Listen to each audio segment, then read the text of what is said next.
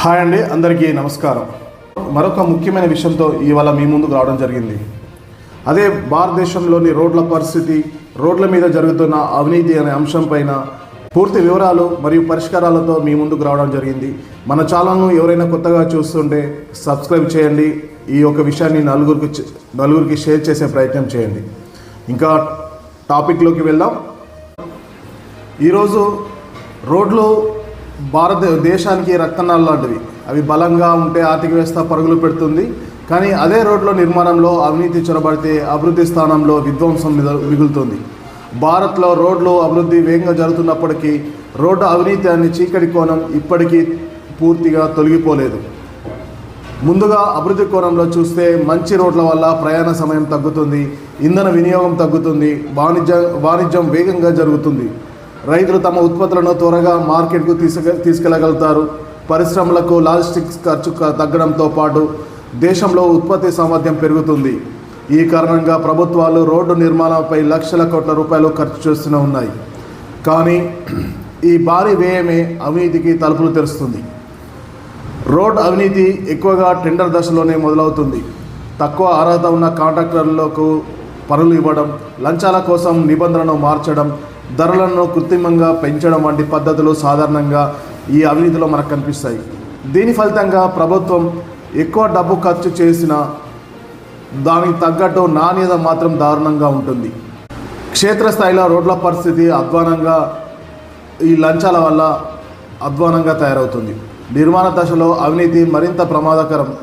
తక్కువ నాణ్యత గల ఓటోమెన్, సిమెంటు, ఇసుక వాడడం, డిజైన్ ప్రకారము లేయర్లు వేయకపోవడం, మందం తగ్గించడం వంటి చర్యలు రోడ్ల ఆయుష్ను తీవ్రంగా తగ్గిస్తున్నాయి. ఫలితంగా కొత్తగా వేసిన రోడ్లు కూడా కొద్ది నెలలునే గుంతలమయమవుతాయి. ప్రజల ప్రాణాలకు ఇది నేరుగా ముప్పుగా వాటిల్లుతుంది.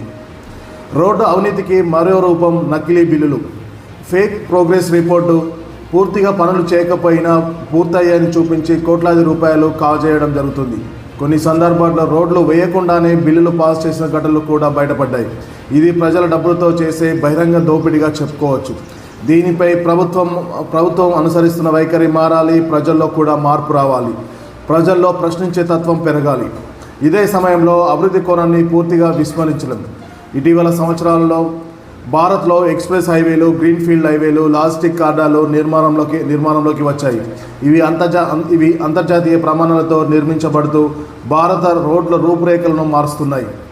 టెక్నాలజీ వినియోగం పెరగడం వల్ల కొన్ని చోట్ల నాణ్యత కూడా మెరుగుపడుతూ వస్తుంది.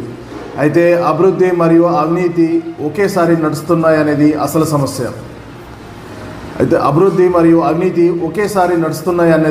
సమస్య. ఒకవైపు హైటెక్ హైవేలు నిర్మిస్తుంటే మరోవైపు గ్రామీణ ప్రాంతాల్లో రోడ్డు మొదట వర్షానికి కొట్టుకుపోతూ గ్రామీణ ప్రాంత ప్రజలు తీవ్ర అవస్థలు పడుతున్నారు. ఇది ప్రాంతాల మధ్య అసమానతలను పెంచుతుంది. అవినీతి కారణంగా గ్రామీణ ప్రజలు అభివృద్ధి ఫలాలను పూర్తిగా పొందలేకపోతున్నారు. వారి యొక్క రంగాలను అభివృద్ధి చేసుకోలేకపోతున్నారు.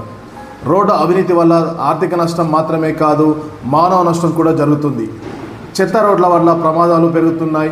ప్రతి ఏడాది వేల మంది ప్రాణాలు కోల్పోతున్నారు. ఒక రోడ్డు నాణ్యత లేకపోవడం వల్ల జరిగే ప్రమాదం అవినీతికి చెల్లించే మూల్యం అని చెప్పుకోవచ్చు. దీనికి పరిష్కారం దిశగా ఆయా స్థానిక ప్రభుత్వాలు ఆలోచించాల్సి ఉంటుంది. ఈ సమస్యకు పరిష్కారం ఏమిటంటే కేవలం బడ్జెట్ పెంచడం సరిపోదు. నాణ్యత విషయంలో పారదర్శకత అత్యంత కీలకం. టెండర్ ప్రక్రియ పూర్తిగా ఆన్లైన్లో ప్రజలకు కనిపించేలా ఉండాలి. డ్రోన్ సర్వేలు, జీపీఎస్ ఆధారిత పర్యవేక్షణ, థర్డ్ పార్టీ ఆడిట్ తప్పనిసరిగా కావాలి. ప్రజలు కూడా రోడ్లు నాణ్యతపై ప్రశ్నించే స్థాయికి రావాలి.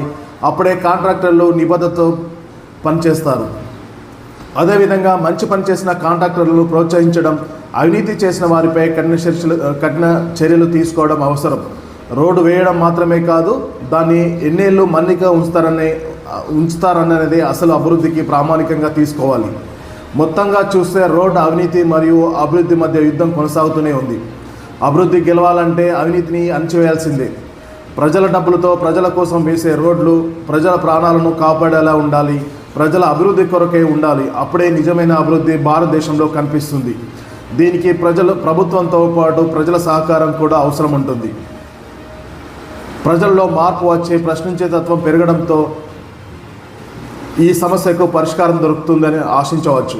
మరియు ప్రభుత్వం కూడా టెండర్ మొదలు నుంచే ప్రక్రియలోనే ప్రతి ఒక్క విషయాన్ని స్థానిక గ్రామీణ ప్రజలకు ఆ రోడ్డు యొక్క విస్తీర్ణం, రోడ్డు యొక్క నాణ్యత, రోడ్డు యొక్క టెండర్ అమౌంట్ పూర్తిగా ప్రజల్లో అవగాహన కల్పించాలి. దీంతో స్థానిక ప్రజలకు ఈ రోడ్ల వారి దగ్గరలో ఉన్న రోడ్లపై పూర్తిగా అవగాహన కలుగుతుంది. దీంతో నాయకులను, కాంట్రాక్టులను, ప్రభుత్వాలను ప్రశ్నించడానికి ప్రజలకు అవకాశం కలుగుతుంది. Thank you.